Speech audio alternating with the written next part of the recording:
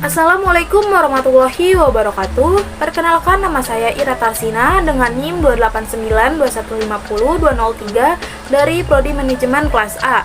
Dan yang terhormat Ibu Cynthia Nisa Rahman Putri, SPD MPDE selaku dosen pengampu mata kuliah pengantar ekonomi makro.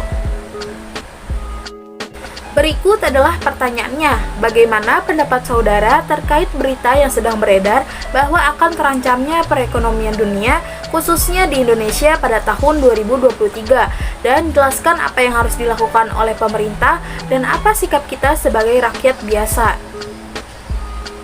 Pendapat saya mengenai berita yang sedang beredar yang akan terjadinya resesi pada tahun 2023 mendatang. Secara sederhana, terjadinya resesi karena perlambatan atau pertumbuhan negatif di sektor real dalam 2 kuartal berturut-turut. Biasanya ditandai dengan terjadinya pemutusan hubungan kerja atau PHK di banyak perusahaan atau pengangguran yang akan meningkat. Untuk menghadapi resesi, saya sebagai mahasiswa yang pertama perlu dipersiapkannya adalah finansial. Mempersiapkan kondisi finansial akan dapat bertahan selama masa resesi.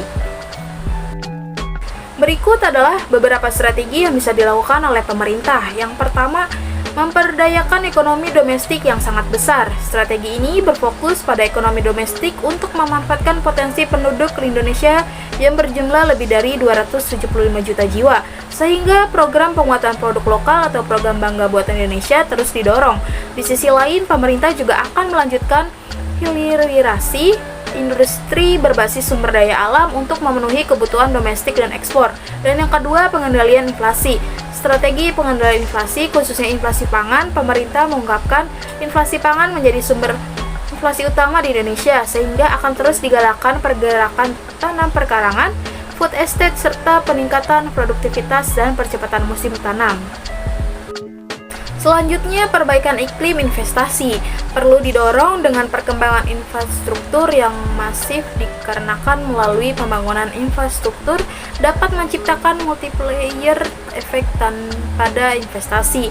Adapun dalam World Economic Outlook International Monetary Fund pada Oktober 2022 mengoreksi prediksi pertumbuhan ekonomi dunia sebesar 0,2% menjadi 2,7%. Sedangkan prediksi pertumbuhan ekonomi di Indonesia dikoreksi sebanyak 0% menjadi 5,0%.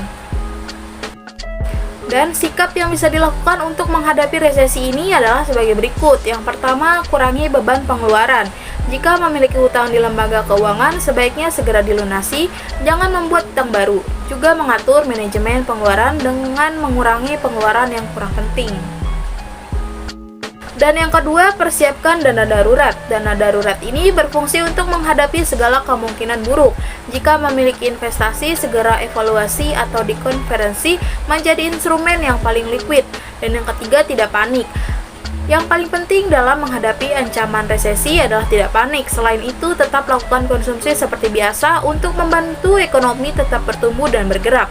Dan cara lain yang bisa dilakukan oleh kita sebagai mahasiswa adalah dengan melakukan kerja sampingan dan yang tidak mengganggu proses belajar perkuliahan. Sekian dan terima kasih, kurang lebihnya mohon maaf. Wassalamualaikum warahmatullahi wabarakatuh.